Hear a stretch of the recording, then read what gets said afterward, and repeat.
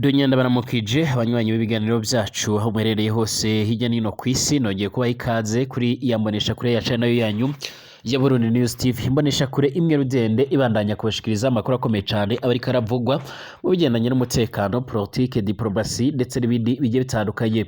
Ndabaha ikaze abanywanyi bacu mudukurikiye muri uno mwanya, turi mu gitondo cyo kuri wa gatanu kwigenekerezo rya 30 myandagano umwaka wa 2024.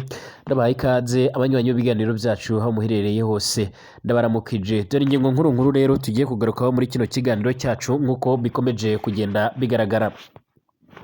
Umuhari wa Red Tabara usanzwe urwanya ubutegetsi bw'u Burundi ariko kandi ukaba usanzwe ukorera mu mashamba ya Repubulika Iharanira Intwaro Rusange ya Kongo cane muri Kivu y'Amajyepfo. Uyu muhari wamaze kugenda usora itangazo rikomeye cyane, ritangazo riteye ubwoba nyuma y'uko rero hamaze iminsi haragaragara ubufatanye bukomeye cyane hagati y'igihugu c'u Burundi ndetse n'igihugu ca Kongo, ubufatanye bugendanye no guhiga bamwe mu bagwanyi b'uyu muhari ndetse by'umwihariko bakaba bafise n'ibindi bikorwa bigiye bitandukanye banahuriyeho byo guhangana n'umuhari wa M23.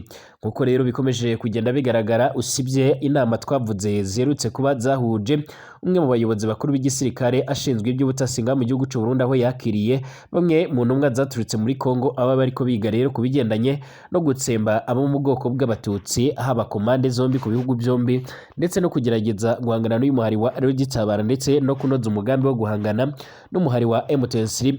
Ubu tuvugana rero umuhari wa Red Tabara wamaze gutanga impuruza ndetse uvuga yuko rero ufise amakuru yizewe yuko igisirikare c'u Burundi ndetse nabo bafatanya barimo Wazalendo, abamayimayi ndetse n'abandi babagiye gutangura kugaba ibitero bikomeye cyane kuri uyu muhari.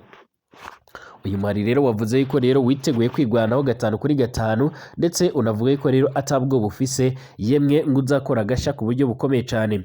Amakuru akomeza kugenda aradusumira agaragaza neza yuko uyu muhari rero waba ufise nawo gahunda yo kuzogaba ibitero bikomeye cyane.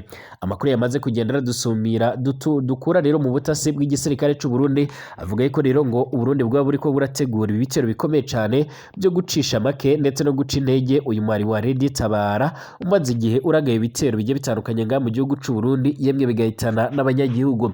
Bivuga ko rero by'umwihariko iki gihugu c'u Burundi cyoba cyatanguje gutegura ibitero bikomeye cyane mu rwego rwo kugira ngo babashe kuba bawuca intege kugira ngo utazaca wandavuza cyangwa se udodobanganya amatora ateganyijwe cyangwa se yimirijwe mu mwaka utaha.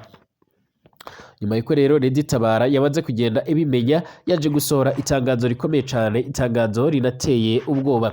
Turabigarukaho rero mu makuru yacu mu buryo burambuye, by'umwihariko aho turaza kugaruka kuri iryo tangazo yamaze kugenda rirasigwa ahagaragara. Ndaza kandi kugaruka ku makuru akomeye cyane akomeje kugenda haravugwa mu gihugu cy'u Rwanda, aho amakuru akomeje kugenda by'umwihariko ariko aravugwa ari amakuru y'amwe mu basirikare bakomeye cyane bakomeje kugenda birukanwa na Perezida Paul Kagame y'icyo gihugu. Perezida Kagame yirukanye Major General Martin Nzaramba ndetse n'abandi basirikare barenga 200. Ni mu gihe kandi Repubulika Iharanira Intwaro Rusange ya Kongo yatanguje ubukangurambaga kuri ICC mu rwego rwo kugira ngo urwo rukiko mpuzamakungu rutanguze itohoza ku gihugu c'u Rwanda. BBC yabwiwe yuko rero indege y'intambara ya Ukraine ya F-16 yashwanyagurijwe mu gitero c'Uburusiya, mu gihe intambara ikomeje kugenda irafata ubukana bukomeye cyane, mu gihe by'umwihariko ibintu biriko birarushaho kuzamba. Ibintu byongeye kuzamba cyane hagati y'inzingwano uhereye igihe ingabo za Ukraine zatanguriye kwinjira imbere mu gihugu c'Uburusiya mu ntara ya Kursk, by'umwihariko isanzwe irahana imbibi n'ibyo bihugu byombi. By'umwihariko uruhande rw'Uburusiya rukaba rwaratanguje ibitero bikomeye cyane, ibitero karabutaka byo kwibasira ndetse no kwereka yuko iki gihugu ca Ukraine atajambo gifise. Nabahaye ikaze bwese abanywanyi b'ibiganiro byacu aho muherereye hose hirya hino ku isi, abatwumviriza mwererenga mu gihugu cacu c'u Burundi birumvikana turabaramukije tubahaye ikaze. Natwe duherereye hano muri studio zacu i Bujumbura mu gihugu c'u Burundi, abatwumviriza kandi muherereye mu ntara zigiye zitandukanye ndetse no mu makomine turabahaye ikaze. abatwumviriza kandi muherereye mu bindi bice bigiye bitandukanye by'umwihariko mu bihugu byano ku mugabane wa Afurika, mu bihugu by'ibibanyi, twifurije ibihe byiza cyane abadukurikira muherereye by'umwihariko mu bihugu bigiye bitandukanye ku mugabane w'Uburaya, Aziya, Australia, Amerika ndetse n'ahandi hose. Tubahaye ikaze muri kino kiganiro cyacu. Niba ari ubwa mbere ushitse ngaha rero kuri ino mboneshakure yacu ana yanyu by'umwihariko kuri ino mboneshakure yacu ana yanyu ya Burundi News TV, ndabahaye ikaze by'umwihariko nkubwira ngo niba ari ubwa mbere ushitse hano pyonda ahanditse sabone kugira ngo ucuraronga amakuru n'ibiganiro byacu muri rusange.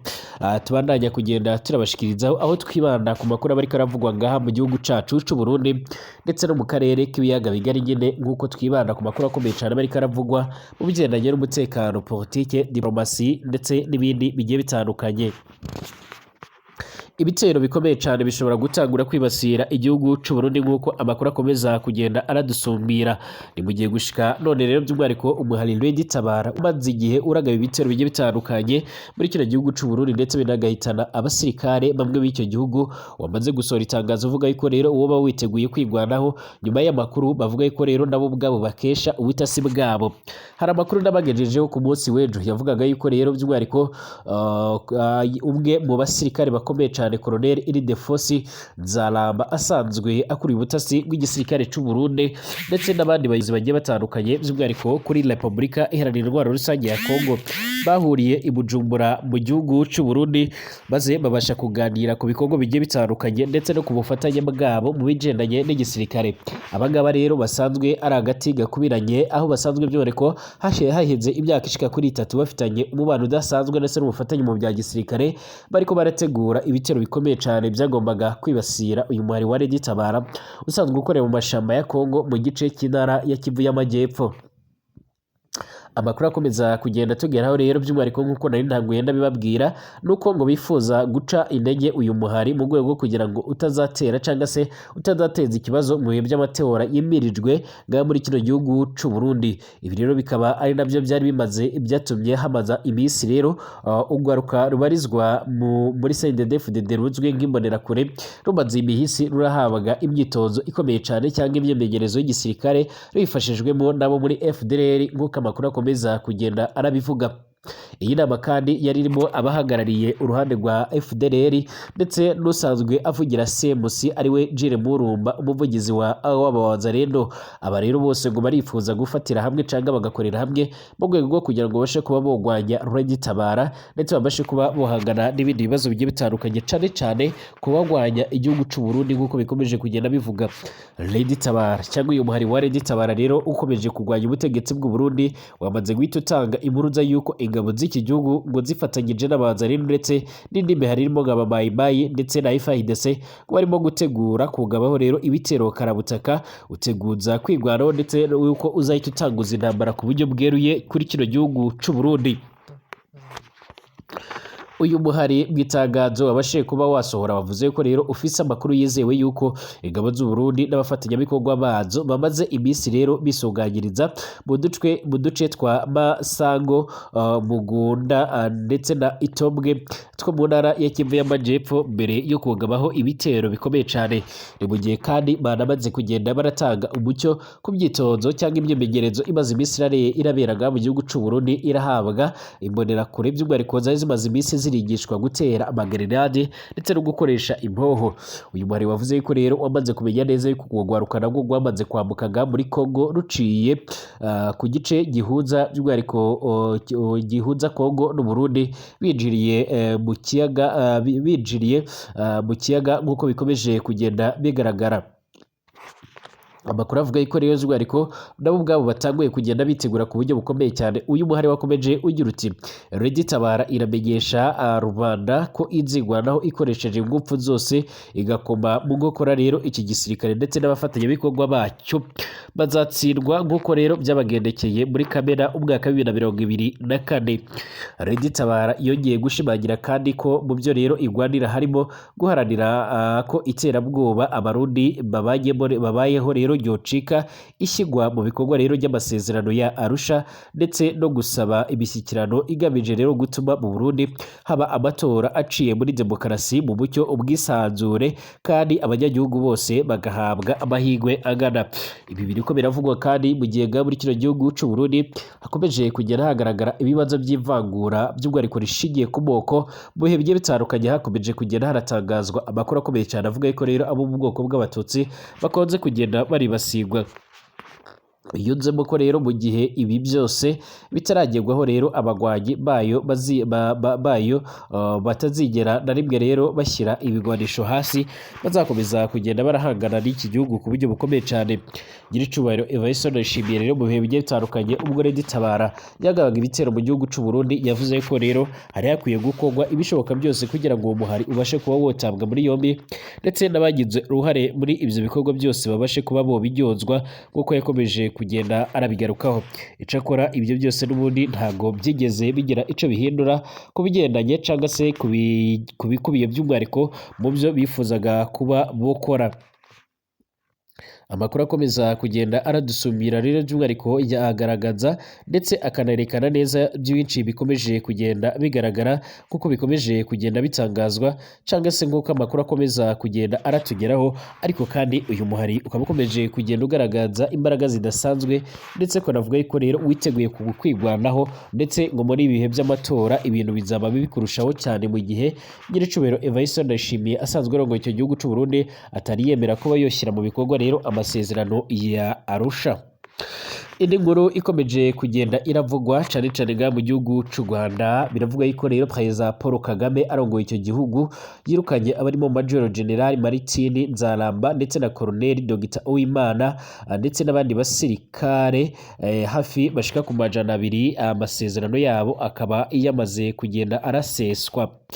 Perezida Paul Kagame rero w'u Rwanda yirukanye mu gisirikare General Major Martin Nzaramba ndetse na Colonel Dr Etienne Uwimana hamwe n'abandi ba ofisiye rero bakuru n'abato 19 ku mpamvu zitatangajwe. Itangazo rigufi rero ry'igisirikare c'u Burundi rivuga ko rero Perezida Kagame yanemeje gusesa amasezerano y'abandi basirikare bashika ku 195 n'ayandi mapeti rero mu gisirikare c'u Rwanda kizwi nka RDF. Umwaka uheze kandi Major General Nzaramba yasohotse ku rutonde rw'abasirikare bakuru barimo General James Kabarebe bashyizwe mu kiruhuko cy'izabukuru. Gusa stati rero yihariye y'ingabo z'u Rwanda ivuga ko rero abasirikare barangije umurimo bashyirwa rero mu nkeragutabara umutwe wa gisirikare mu gihe cy'imyaka ishika kuri 5 ishobora kongerwa rimwe nk'uko biriko bitangazwa. Mu gihe cya vuba rero gishize abasirikare bato rero babarirwa mu bihumbi bari barashyizwe mu kiruhuko cy'izabukuru by'umwihariko bagaruwe mu kazi. Iki cemezo ca Perezida Kagame rero yagifashe mu nyuma y'uko kuwa kane yagiranye inama n'abajenerali ba RDF ndetse n'abandi basirikare bakuru ngo baganire ku mahoro y'u Rwanda ndetse n'ibindi byihutirwa ku bigendanye n'umutekano. Umwaka uheze kandi Perezida Kagame yirukanye abasirikare barenga 200 barimo General Major Aloys Muganga ndetse na Brigadier General Francis Mutiganda ndetse n'abandi bashika kuri 14 bo ku rwego rwo hejuru. Nyuma umuvugizi w'ingabo yabwiye abamenyesha makuru yuko Major General Aloys Muganga yirukanywe kubera impamvu z'ubusinzi bukabije, naho Brigadier General Francis Mutiganda akaba yarazize gusuzugura inzego za gisirikare. Impamvu zo kwirukana rero Major General Martin Nzaramba na bagenzi biwe ntabwo ziratangazwa. Mu Rwanda itegeko nimero 64 akarongo umwaka wa 2024 rigenga ingabo z'u Rwanda ryo muri Kamena umwaka wa 2024 rivuga yuko rero umusirikare ashobora kwirukanwa mu ngabo z'u Rwanda n'urwego rufitiye ububasha kubera ikosa rikomeye cyangwa se amakosa y'imyitwarire yiwe. Naho stati rero yihariye y'ingabo z'u Rwanda yo mu mwaka wa 2020 iteganya ibikurikizwa bitandukanye iyo umusirikare yirukanywe kubera impamvu zishobora kubamo rishobora kubamo rero ikurikirana kosa cyangwa se ikurikirana cyaha cyangwa aya masezerano ye asheshwe. iyo stati kandi ikomeza kugenda igaragaza neza yuko amasezerano y'umurimo asheshwe rero umusirikare bireba ahabwa amahera yo gusesa amasezerano angana na 1/4 rero by'umwihariko cy'amahera ahabwa urangije amasezerano yiwe. Nzaramba yahoze rero ari umukuru w'ikigo c'imyitozo ya gisirikare ca Nasho rero mu myaka ya za 2010 n'ubwe rero mu basirikare bakuru bari mu bagwanyi ba RPF ba RPA mu ntambara yo mwaka w'igihumbi kimwe amajana 1990 ndetse no mwaka w'igihumbi kimwe amajana 1994 yahagaritse jenoside yakorewe abatutsi kandi ikageza kuri FPR Inkotanyi ku butegetsi. Colonel Dr Etienne Uwimana rero inzobere mu byuma bikoresha ikoranabuhanga ry'amashusho mu gusuzuma indwara radiology aheruka rero kugarukaho cyane mu mwaka w'ibihumbi 2020 ubwo yagirwaga umuyobozi w'ishami rishinzwe serivisi zo gucisha abantu mu cyuma mu bitaro bya gisirikare i Kanombe kuko bikomeje kugenda bigaragara. Icakora ntituroronka neza ingene canga se ico abo basirikare boba bagirizwa canga niba ari amasezerano yoba arangiye, tuzoba turabimenyeshwa nk'uko bikomeje kugenda bigaragara. Hari amakuru akomeje kugenda aravugwa aturuka ku ntambara ikomeye cyane ikirahuza igihugu cy'u Burusiya ndetse na Ukraine. Amakuru aravuga ko rero imwe mu ndege zikomeye cyane z'intambara za Ukraine ya F-16 yashwanyagurijwe mu gitero cy'u Burusiya. Umusirikare wo mu ngabo za Ukraine yabwiye BBC Gahuza.com yuko imwe mu ndege z'intambara zo mu bwoko bwa F-16 Ukraine yahawe n'inshuti yayo yo mu muryango wo gutabara mu bya gisirikare w'Uburayi yahawe na Amerika nyene uzwi nka OTAN yashwanyagujwe n'ingabo za Burusiya. Igisirikare ca Ukraine cyavuze ko iyo ndege yahanutse kuwa mbere mu rukurikirane rero rw'ibisasu bya misile by'Uburusiya by'umwihariko yiciwemo rero umupilote wayo witwa Orikasiai Messi. Nibwo bwa mbere rero kandi indege nk'iyi ihanuwe kuva Ukraine yahabwa izi ndege mu ntangiriro z'uku kwezi. Igisirikare ca Ukraine kivuga ko rero isandara ry'iyo ndege ritatewe mu buryo butaziguye n'igitero cya misile c'umwanzi. Cyavuze ko rero kandi umupilote yashwanyaguje misile eshatu z'indege ku muvuduko wo hagati na hagati ndetse no ku butumburuke bwo hasi zo mu bwoko bwa crazy, ndetse ashwanyaguza n'indege nto y'intambara itajyamo umupilote izwi nka drone mu gitero kinini cyane by'umwihariko cy'Uburusiya cyo mu kirere cyabayeho ari naryo cyabayeho kugeza ubu ngubu. Mu itangazo ryoshyizwe ku mbuga ngurukanabumenyi, igisirikare ca Ukraine kigwanira mu kirere cyagize kiti umupilote wacu yarokoye abanya-Ukraine ndetse na za misile zica Uburusiya na za misile z'Uburusiya arazishwanyaguza. Nk'uko bikomeje kugenda bigaragara kandi iryo tangazo ntiryasobanuye ubwoko bw'indege yari arimo, ariko kandi umusirikare wo mu ngabo za Ukraine atashatse ko amazina yiwe agaragara yavuze yuko rero umupilote yaratwaye indege y'intambara ya F-16. Perezida wa Ukraine Vladimir Zelensky yemeje ku mugaragaro ko kuwa kabiri ko iyo ndege ko izo ndege zikorwa na Amerika zo mu bwoko bwa F-16 zirimo gukoreshwa mu guhanura drone za misile z'Uburusiya. Muri ico cyumweru yasabye inshuti za Ukraine kwiyemerera rero gukoresha misile zirasa mu ntera ndende mu kurasa imbere mu gihugu c'Uburusiya aho yifuza gushwanyaguza umugwa mukuru Moscow. Umugaba mukuru rero w'ingabo z'Ubuholandi General Ono yemeje ko buzaha Ukraine indege zishika kuri 24 zo mu bwoko z'ubwo bwoko ziyongera ku zindi ntwaro basanzwe bafise. Kwa gatatu yavugiye mu nama mu mugwa mukuru rero Washington DC Amerika Washington DC muri Leta Zunze Ubumwe za Amerika ko ntacyo Ukraine izaba ibujijwe kuzikoresha uretse kubahiriza amategeko agenga intambara. Bivuze ko rero Ukraine ishobora kugaba ibitero bigera kure cyane ku butaka bw'Uburusiya, kandi ibi byaba ari ikibazo gikomeye cyane ku banyagihugu bo mu gihugu c'Uburusiya imbere muri Moscow, mu gihe bavuga ko rero baherukaga intambara ku bwa Hitler Adolphe. indege z'intambara za F-16 zigera kuri 65 zasezeranyijwe n'ibihugu rero byo muri OTAN kuva perezida wa Amerika Joe Biden yatanga uruhushya bagamije rero ku nshuti z'i Burayi zibishaka kuzoherereza Ukraine hari Kanama mu mwaka wa 2023. Izi ndege za F-16 za Ukraine zifatanya n'umubare rero muto wa misile zatanzwe n'uburengerazuba zirasigwa ku butaka zoherezwa mu kirere, zirimo rero nka Patriot ndetse na SAMS zisanzwe ziri muri icyo gihugu. Ishwanyaguzwa ry'iyo ndege kandi rikomye mu nkokora Zelensky wavuze ko azageza gahunda y'intsinzi kuri perezida Biden mu kwezi gutaha. Yanayishuye ko kandi Ukraine iherutse gukora igerageza rya mbere ryagenze neza rya misile yo mu bwoko bwa balistike yakorewe muri icyo gihugu, ariko yanze kuvuga andi makuru arambuye agendanye n'iryo gerageza ry'ibyo bisasu birebire cyane. Birashoboka yuko rero iki gihugu ca Ukraine cyaba kirimo gutangura kwikorera bimwe mu bisasu biremereye cyane bishobora kuzagira ingaruka muri iyi ntambara nk'uko amakuru akomeza kugenda adushikaho, ariko kandi nk'uko bikomeje kugenda bigaragara iyi rwandika bikomeje kugenda irafata indi ntera. Amakuru kandi akomeza kugenda aradusumira agaragaza neza yuko by'umwihariko hakomeje kugenda haramenyekana amakuru akomeye cyane avuga yuko rero izi ngwano zikomeje kugenda ziraba, by'umwihariko ngo hakomeje kugenda haravumbugwa bamwe mu bantu bakomeje kugenda barabigiramo uruhare, aho by'umwihariko hari amakuru adubwira yuko rero igihugu c'Uburusiya caba cyaravumbuye bamwe mu basirikare cyane biganjemo abacancuro bamaze igihe barakora izi ngwano muri icyo gihugu. Ndabashimiye mwese ko mubana nanjye 5 kuri 5, dusubire mu masaha ari imbere.